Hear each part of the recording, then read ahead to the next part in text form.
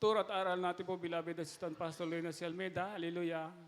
At pagalang din po sa mga beloved Almeida children, Almeida family, mga minamahal, magandang tanghali po sa ating beloved ordained preacher, Tatay Rudy, at sa kanya pong may bahay, Nanay Lilid Vidal, sa kanila pong mga mahal sa buhay, sa mga magagawa, mga awit manunugtog, at sa inyo po mga minamahal kong mga kapatiran, baguhan datihan, magandang tanghali po sa pangalan lamang po nating pinakamamahal na Panginoong Hesus Kristo. Hallelujah. Salamat po sa mahal na Panginoon na niloob niyo po na siya naman po aking pasalamatan, di man po karapat dapat sa kanyang banal na harapan, mga minamahal. Hallelujah.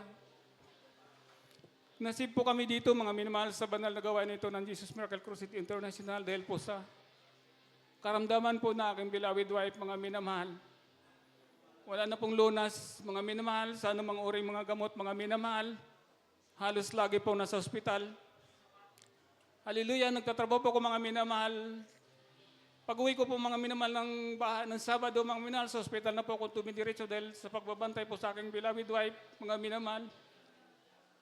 Nasiran po siya, mga minamahal, ng ating beloved kapatiran na dito daw po sa banal na gawain nito, mga minamahal, ang Diyos dito ay buhay, nagpapagaling ng anuri mga karamdaman, mga minamahal. Hallelujah. Siya po ay nagpa-unlock, mga minamahal. Sumama po siya, mga minamahal, at nagpabutismo sa tubig sa pangating mga Panginoon. Yung karamdaman na yung mga minamahal, instant pinagaling po ng ating mahal na Panginoon. Hallelujah, praise the Lord. Hanggang mula ng 2008, mga minamahal, napakatagal po talaga, iba yung kalakasan ang pinagkaloob sa kanya ng mahal na Panginoon. Subalit, mga minamahal, mga ilang taon lang po nakaraan, diyan naman po yung mga palaala ng mahal na Panginoon, mga minamahal, pagsubok sa buhay niya, mga minamahal. Nagkaroon po siya ng diabetes, mga minamahal, halos may komplikasyon na po, mga minamahal, hindi na siya hindi na po na makakita, mga minamahal, labo po yung kanyang mata. Hallelujah. Nagpa-check up po siya, mga minamahal, sa doktor. Sabi, napakalaki po ng financial, mga minamahal, na gagastusin para ma-opera. Siya po ay magkaroon ng paningin, mga minamahal. Subalit, mga minamahal, wala naman po kaming ganong kalaking financial, mga minamahal, para siya po ay ma-opera, mga minamahal. Subalit, pumunta po kami sa ating beloved ordained preacher, mga minamahal. Sabi, dumalo po ng 3 beses sa isang linggo. Wala pong imposible sa ating mahal na Panginoon, mga minamahal. Ano mang uring karamdaman na yan, mga minamahal, pagalingin ng mahal na Panginoon. Sinasamba natin Diyos dito, mga minamahal, ay buhay. Hallelujah. Hallelujah, mga minamahal, bayini po ang mahal na Panginoon. Hallelujah, naoperahan po yung mata ng beloved wife ko, mga minamahal. Siya po ay may paningin na po, mga minamahal, nakakita na po siya. Hallelujah, praise the Lord. Salamat sa mahal na Panginoon at sa unat paglood na ating minamahal at ginagalang na pastor. Hallelujah. Sa mga oras ito, mga minamahal, taglay niya po ang kalakasan. Hallelujah. Karamdaman po na aking beloved anak na panganay, mga minamahal, sakit sa buto. Wala na pong lunas sa anumang uring doktor, mga minamahal, mga gamot. Siya ay lagi na lang po nakahiga. Hindi na po makakabangon, hindi na makaupo, mga minamahal, dahil wala na po siyang lakas, mga minamahal.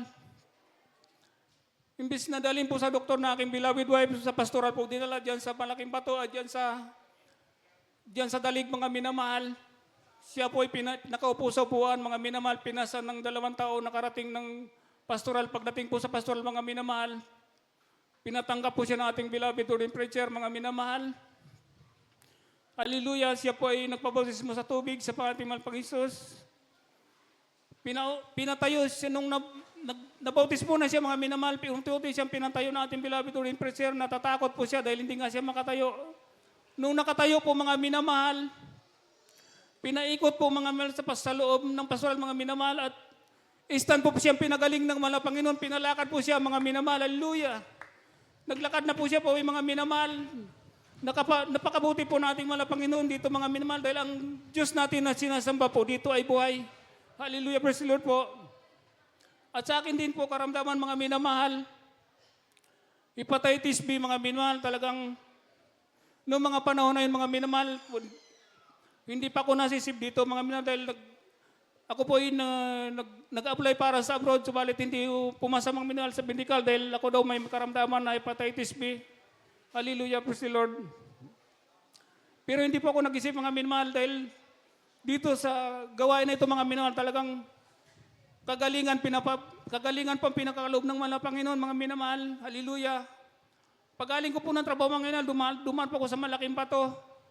Diyan sa dating pastoral mga minamahal, nagpabautismo po ako mga minamahal. Sakit sa bato, sakit sa hepatitis B, mga minamahal, sakit sa balat, mga minamahal. Instant pinagaling po ng mga Panginoon. Hallelujah, praise the Lord. Kaya wala po talagang imposible sa mga Panginoon pag tayo po nananampalataya sa Kanya, mga minamahal. Hallelujah. Hallelujah. Hanggang dito na lang po, pinakamata sa pagsamba, pagdakila, pagluwalhati, naukol sa ating pinakamahal na Panginoong Iso Kristo. Hallelujah, praise the Lord po. Amen. Palakpakan po natin malakas ang ating